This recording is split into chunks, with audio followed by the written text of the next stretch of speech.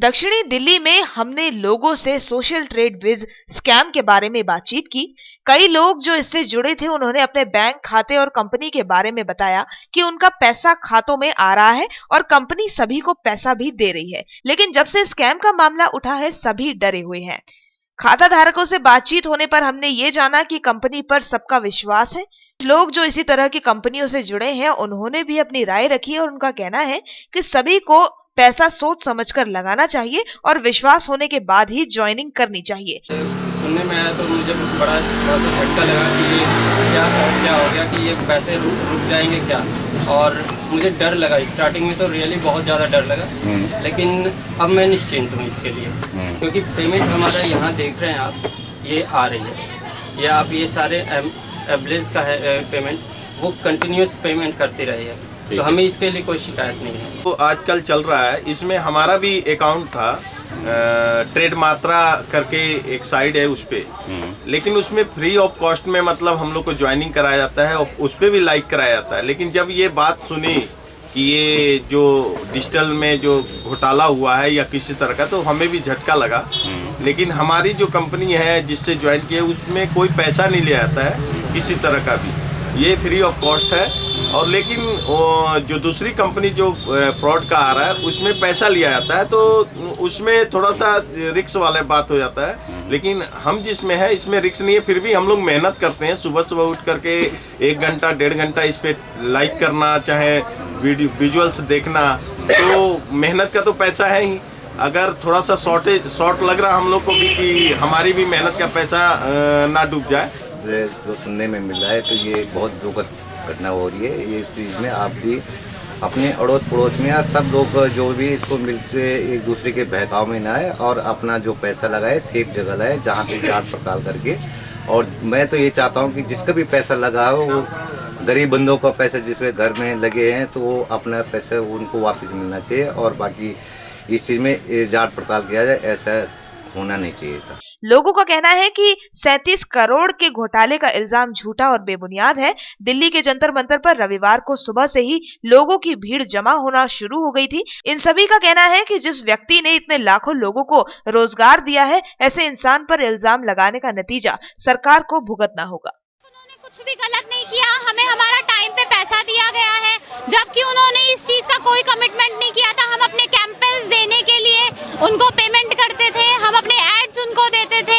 कभी उन्होंने ये नहीं कमिटमेंट किया कि मैं आप मेरी कंपनी में इन्वेस्ट करो, मैं आपको इतने पैसे दूंगा। आज तक कभी ये कमिटमेंट नहीं किया गया।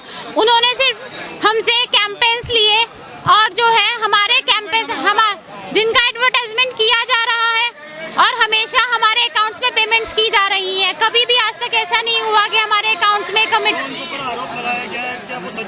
नहीं, बिल्कुल झूठ है, बिल्कुल झूठ है, झूठ है, झूठ है, झूठ है, झूठ है।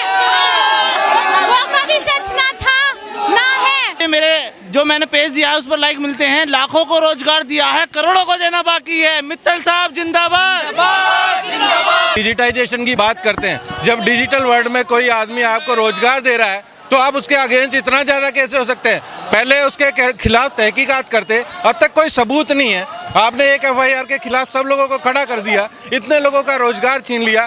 क्या चाहते हो मोदी जी, आप क्या चाहती है ये अखिलेश सरकार? मेरी सोशल ट्रेड में आईडी लगाई गई है। मैंने कोई आईडी पैसा कमाने के लिए नहीं लगाई है। मेरा अपना एक ऑनलाइन बिजनेस है, उसको प्रमोट करने के लिए मैंने आईडी लगाई गई है। तो और उन्होंने हमें ये नहीं कहा था हम आपको पैसा देंगे। उन्होंने ये बोला हम आपकी ये सोशल ट्रेड साइट को ऊपर लेकर आएंगे इसके अंदर।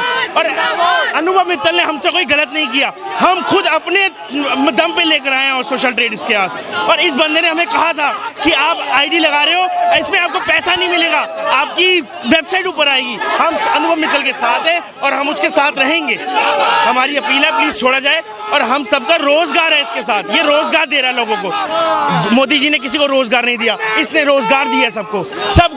यहाँ जितने लोग खड़े हैं, किसी ने अनुभव मित्तल ने किसी को नहीं बुलाया, सब अपनी मर्जी से आए हैं। कोई एक बंदा बता दे कि किसी को छीन के लाया, कोई किसी को नहीं लेकर आया। ये अपनी मर्जी से आए क्योंकि ये लोग रोजगार चाहते हैं, अनुभव मित्तल को बाहर चाहते हैं। सारे बंदे चाहते हैं कि अनुभव मित्तल बाहर आए। आरोप आपने लगा दिया, साबित कुछ हुआ नहीं, आपने कह दिया घोटाला है। घोटाला पहले साबित होना चाहिए ना, उसके बाद आपको पता। और 37 अरब की कहाँ से कौन सी कैलकुलेशन निकाली है ये? सब लोगों ने किस हिसाब से कैलकुलेशन निकाली है? कैलकुलेशन इतनी की तब निकलती, पहले ऊपर तक पैसा भी तो गया है, ये भी तो देखो। सच सारे झूठे हैं, एकदम झूठे हैं। और उन्होंने नई वेबसाइट शुरू करी है। कह रही है हमने 37 करोड़ रुपए का घोटाला। क्या प्रूफ है? क्या कहते हैं जब हाँ वो भाग गया हो, वो भागा तो नहीं है ना, तो फिर क्या प्रूफ है किसी के पास? और कंपनीज भागी, और कंपनीज के मालिक को तो नहीं पकड़ा गया है।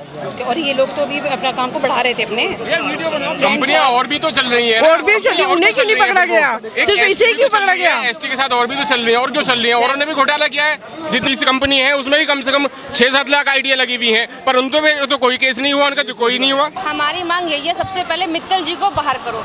बेबुनियाद आरोप लगा के उनके ऊपर कोई आरोप जो भी लगा सब गलत आरोप है, उनको बाहर कीजिए, अपने आप सब कुछ सही हो जाएगा। जितने भी लोग की जो भी डिमांड है उनके आते सब पूरी हो जाएंगी, क्योंकि जैसे हमारा काम चालू, हमारी प्रमोशन चालू, हमारे को सब कुछ मिल जाएगा। क्योंकि हम सब लोग यहाँ पे अपनी वेब प्रमोशन के लिए आए हैं। पैसा एक नेसेसरी मैटर था, सेकंड मैटर है। सबसे पहले हमने अपने पेज को प्रमोट कराया है, अपने बिजनेस को जो हम कर रहे थे उस बिजनेस के ऊपर हमें लाइक मिलते थे, जिसके कारण प्रमोट होती, जैसे लाइक वेबसाइट, जैसे वेबसाइट पे प्रमोशन, ठीक वैसे ही फेसबुक जिस तरीके से काम करता है, सब कुछ लगा यूट्यूब फेसबुक जो काम करता है वही काम हमारी कंपनी कर रही थी, जिसके लिए फेसबुक जो ज्यादा चार्ज करता था, जिसके लिए कल बहुत सारे मीडिया ने दिखाया भी किस तरीके से काम करता है फेसबुक, वही काम वो जेन्युइन है। और हमारी कंपनी गलत कर रही है, हमारी कंपनी वही सही काम कर रही है देश को आगे बढ़ाने का। जो मोदी जी कहते हैं डिजिटलाइजेशन आना चाहिए, वही आ रहा है इंडिया में। अगर ये कंपनी चलती रहेगी तो डिजिटलाइजेशन बढ़ता रहेगा, हर आदमी साक्षर होगा, एजुकेशन बढ़ेगी कंप्यूटर के प्रति, क्योंकि हम सारा काम ऑनलाइन करते हैं। ब्यूरो रिपोर्ट, देवभूमि न्यूज।